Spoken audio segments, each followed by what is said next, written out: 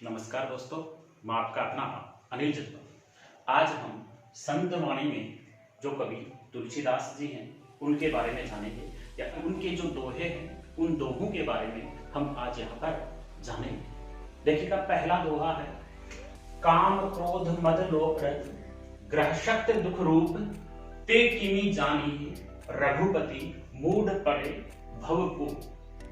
काम क्रोध मद लोभ रज ग्रहशत दुख रूप ते किमी जानी रघुपति मूढ़ पड़े भव को। देखिएगा, काम काम का होता है काम क्रीड़ाएं, काम क्रीड़ाएं,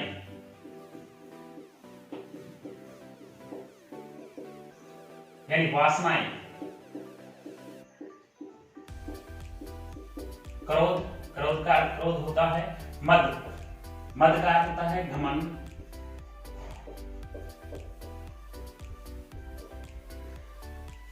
लोभ लालच, रथ रथ का अर्थ होता है लगे हुए, लगे हुए।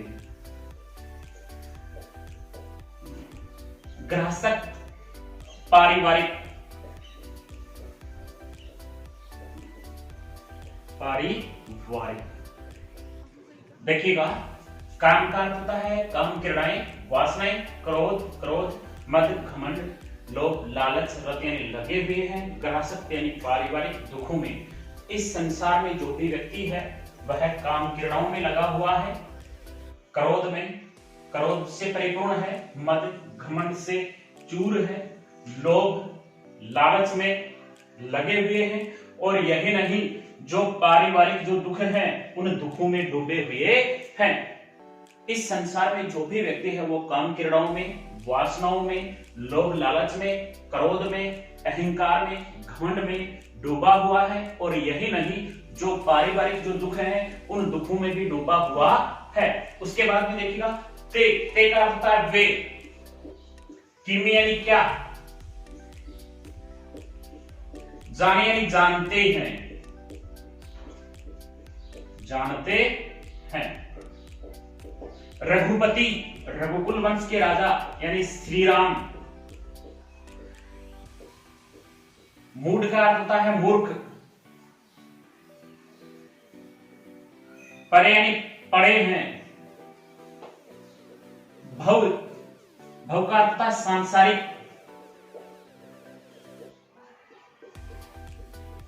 सांसारिक। कूप का अर्थ था कुएं में, सांसारिक कुएं में। तो देखिएगा, ते किमी, ते यानी वे, किमी यानी क्या, जाने यानी जानते हैं। श्री राम, वे श्री राम के महत्व को नहीं जानते। जो लोग पारिवारिक दुखों में डूबे हुए हैं वे श्री राम की पूजा नहीं करते हैं, वे श्री राम के महत्व को नहीं जानते हैं। मूढ़, वे लोग क्या हैं, मूर्ख हैं, जो सांसारिक कुएं में पड़े हुए हैं। वो लोग मूर्ख हैं जो सांसारिक कुएं में पड़े हुए हैं। फिर से देखिएगा, ते किमी जानी, यानी वे लोग श्री राम के महत्व को नहीं जानते हैं और वे सांसारिक कुएं में पड़े हुए हैं। अर्थात कवि कहना चाहता है कि इस संसार में जो भी व्यक्ति है वह पारिवारिक दुखों में डूबा हुआ है, सांसारिक कष्टों में डूबा हुआ है। अगर वह श्री राम के महत्व को जानता या श्री राम की पूजा करता तो उनके जीवन में इस प्रकार के जो कष्ट हैं वह आते ही नहीं। इसमें देखिएगा, काम क्रोध, काम क्रोध अनुप्रास अलंकार, अनुप्रास, अनुप्रास अलंकार। इधर देखिएगा, भवकूप, भवकूप रूपक अलंकार, रूपक अलंकार का प्रयोग किया गया है। और भाषा है वह ब्रज भाषा है। आगे देखिए, कहिबे, कहिबे का अर्थ था कहने के लिए, कहने के लिए। रसना, रसना का अर्थ होता है जीव,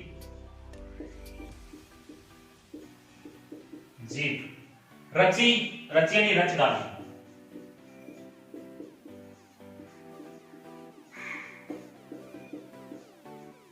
उसके बाद में सुनिवे, सुनिवे का अर्थ था सुनने के लिए,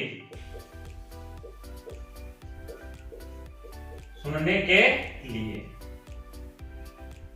किए कान, यानी कान दिए हैं। देखिएगा, कहिबे कह रसना रची, ईश्वर ने हमें अच्छी बात कहने के लिए जीव का निर्माण किया है। ईश्वर ने हमें अच्छी बात कहने के लिए हमें जीभ दी है, जीभ रच डाली है। सुनबे कह किए कान, और अच्छी बातें सुनने के लिए हमें ईश्वर ने क्या दिए हैं? कान दिए हैं। अच्छी बातें सुनने के लिए ईश्वर ने हमें कान दिए हैं। धरबे धारण करने के लिए, धारण करने के लिए, चित्त मन हित भलाई,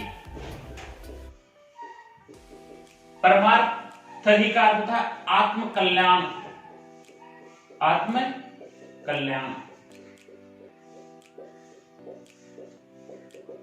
देखिएगा, धरबे कह चित हित सहित, धारण करने के लिए, अच्छी बातें धारण करने के लिए हमें अच्छा मन दिया है। और यही नहीं, दूसरों की भलाई करने के लिए भी हमें अच्छा मन दिया। ईश्वर ने हमें अच्छी बातें धारण करने के लिए अच्छा मन दिया है, और दूसरों की भलाई करने के लिए भी हमें अच्छा मन दिया है। और यही नहीं, परमार्थ ही सुजान, इन सभी वस्तुओं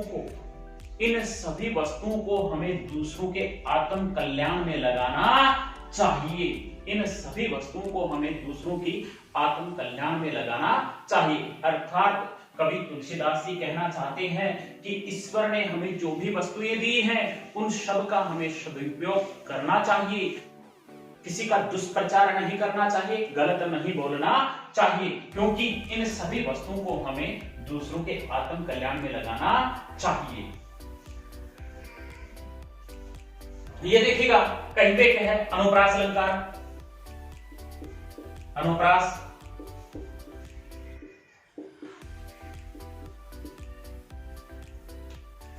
तुलसी भलो, भलो यानी अच्छा, सुसंग अच्छी संगति में, सुसंग यानी अच्छी संगति में या सत्संग में, पोच, पोच का अर्थ था बुरा या बुराई, बुराई। एग्जाम में पूछ लिया जाता है, फर्स्ट ग्रेड सेकंड ग्रेड में कभी कभी पूछते हैं कि पोच शब्द का अर्थ बताइए। पोच का अर्थ होगा बुराई या बुरा। कुसंगति, गलत संगत, बुरी संगत में बैठना। देखो, तुलसी भलो सुसंगति, तुलसीदास जी कहते हैं कि अच्छी संगत में बैठने से हमारा क्या होता है? भला ही होता है, अच्छा ही होता है। अर्थात सत्संग में ज्ञान प्राप्त करने से हमारा अच्छा होता है। पोच कुसंगति सोई, पोच कुसंगति, गलत संगत में बैठने से, गलत लोगों के पास में बैठने से हमारा बुरा ही होता है, गलत ही होता है। उसके बाद में है, जिस प्रकार से हम देखते हैं अच्छे व्यक्तियों के पास बैठते हैं तो हमारी अच्छाई होती है, अगर बुरे व्यक्तियों के पास हम बैठते हैं तो हमारी बुराई होती है। हम अपने सभी क्रियाकलापों को देखते हैं। देखिएगा, जैसे नाव, नाव यानी नाव, किन्नरी, तीर असी, किन्नरी का अर्थ था वीणा, वीणा, तीर का अर्थ था तीर, असी यानी तलवार, लोहे, लोहा, बिलोकहु देखना, लोहे का अर्थ होता नेत्र। देखिएगा, जिस प्रकार से हम अपने नेत्रों से देखते हैं कि लोहे से अनेक प्रकार की वस्तुएं बनाई जाती हैं, लेकिन कुछ वस्तुएं ऐसी होती हैं जिनको हम प्रेम पूर्वक दृष्टि से देखते हैं, और कुछ वस्तुएं ऐसी होती हैं जिनको हम हेय दृष्टि से अर्थात तुच्छ दृष्टि से देखते हैं। देखिएगा, नाव, किन्नरी, जिस प्रकार से नाव है वह लोहे से बनी हुई होती है, किन्नरी यानी वीणा है वह लोहे से बनती है, तीर, तीर है वह भी लोहे से बनता है, तलवार है, असी तलवार है वह भी लोहे से बनती है, लेकिन इनमें बहुत फर्क होता है। नाव, नाव का कार्य होता है एक स्थान से दूसरे स्थान पर लोगों को लेकर जाना, यानी किसी का भला करती है। किन्नरी, वीणा, वीणा यानी किसी को मधुर ध्वनि सुनाती है, तीर किसी को घायल कर देती है, तलवार, असी तलवार है वह किसी को मार डालती है। अर्थात यहां पर नाव व वीणा को प्रेम पूर्वक दृष्टि से देखा जाता है, अच्छी दृष्टि से देखा जाता है, और जो तीर और जो तलवार है उसे हे दृष्टि से देखा जाता है, क्योंकि दोनों का कार्य है वो अलग अलग कार्य है। ये देखिएगा, लोह यानी लोहे से बनी हुई वस्तुएं होती है, नाव, किनरी, तीर, असी, बिलोकहू यानी देखते हैं लोई, हम अपने नेत्रों से देखते हैं, जो पूरे कार्य के लिए प्रयोग में ली जाती है। राम कृपा तुलसी सुलभ, अगला देखिए, राम कृपा तुलसी सुलभ गंग सुसंग सम्मान। राम कृपा, कवि तुलसीदास जी कह रहे हैं कि राम की कृपा यानी दया से, तुलसी सुसंग अच्छी संगत में।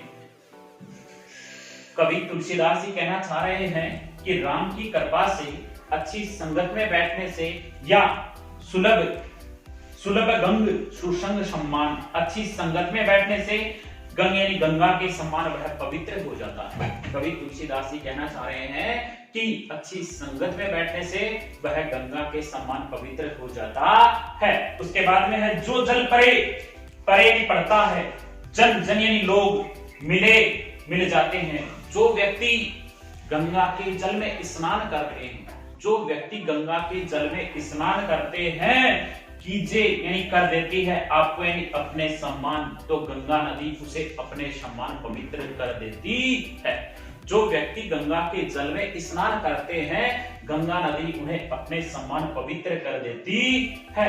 अर्थात कवि कहना चाहता है कि हमें सदा अच्छे व्यक्तियों के पास बैठना चाहिए। जब हम अच्छे व्यक्तियों के पास बैठेंगे तो हमें अच्छा ज्ञान प्राप्त होगा और हम पवित्र हो जाएंगे।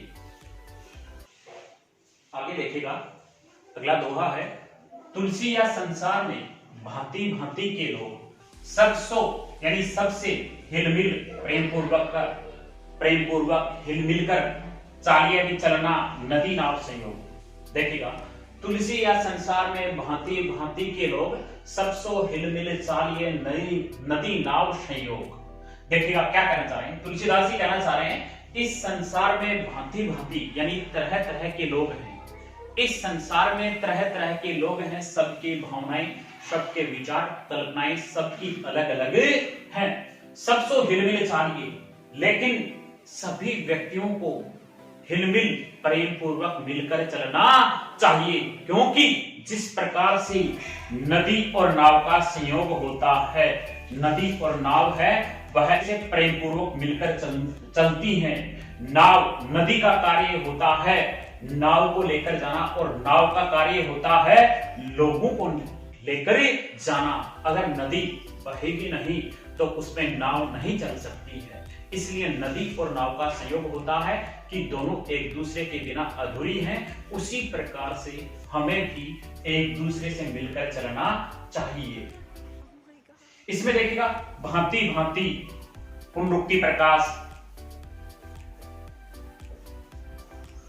प्रकाश अलंकार का प्रयोग किया गया है। हिलमिल अनुप्रास अलंकार का प्रयोग। उसके बाद में देखिए, नदी नाव अनुप्रास, नदी और नाव अनुप्रास।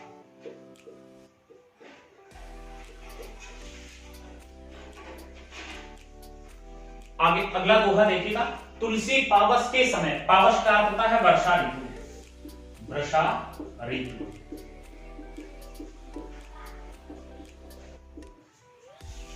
समय धरी यानी धरे रखा,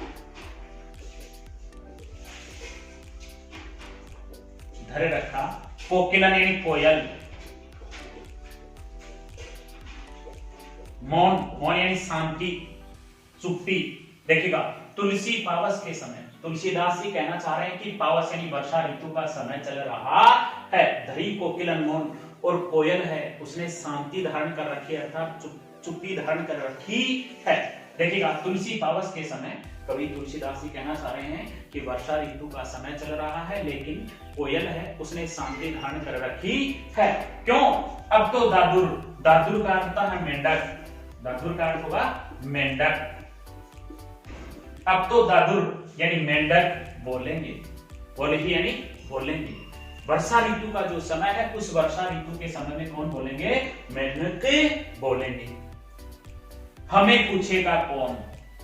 हमें पूछेगा। अगर मैं इस समय बोलती हूं तो मुझे कोई भी पूछने वाला नहीं है। अर्थात इस समय वर्षा ऋतु का समय चल रहा है। वर्षा ऋतु में जो मेंढक है उसकी आवाज सबको अच्छी लगती है। अगर मैं बोलती हूँ तो मेरी आवाज किसी को भी अच्छी नहीं लगेगी। अर्थात कवि कहना चाहते हैं कि जहां पर अज्ञानी लोग अपनी बातें हाँकते रहते हैं, डिंगे हाँकते हैं, उस समय वहां पर कोई ज्ञानी व्यक्ति अगर अपनी बात कहता है तो उसकी बात की तरफ कोई ध्यान नहीं देता है। इसमें अन्योक्ति अलंकार का प्रयोग किया गया है। अन्योक्ति अलंकार का प्रयोग किया गया है। अगला देखिएगा, तुलसी असमय की सखा। असमय बुरा समय, खराब समय, बुरा समय या खराब समय। समय सखै मित्र, मित्र धीरज, धैर्य, धर्म, धर्म, विवेक, विवेक,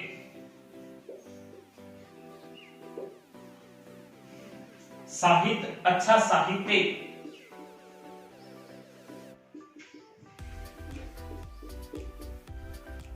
अच्छा साहित्य, साहस, हिम्मत, सत्यव्रत, सत्य बोलना चाहिए, सत्य बोलना चाहिए। देखिएगा, तुलसी असमय की सखा। तुलसीदास जी कहते हैं कि अगर किसी व्यक्ति में बुरा समय आ जाता है, खराब समय आ जाता है, तो उसे धैर्य रखना चाहिए, धैर्य रखना चाहिए, धीरज रखनी चाहिए, धर्म का पालन करना चाहिए, विवेक रखना चाहिए, और यही नहीं, साहित्य, अच्छा साहित्य पढ़ना चाहिए, हिम्मत रखनी चाहिए, सत्यव्रत, सत्य बोलना चाहिए। ये उस समय मित्र होती हैं। ये सत्य बोलना चाहिए। अगर फिर भी कार्य नहीं होता है, राम भरोसो एक, तो श्री राम के भरोसे छोड़ देना चाहिए। श्री राम प्रत्येक कार्य पूर्ण करेंगे। इसमें देखिएगा, प्रमुख साहित्य, साहस, सत्यव्रत, अनुप्रास,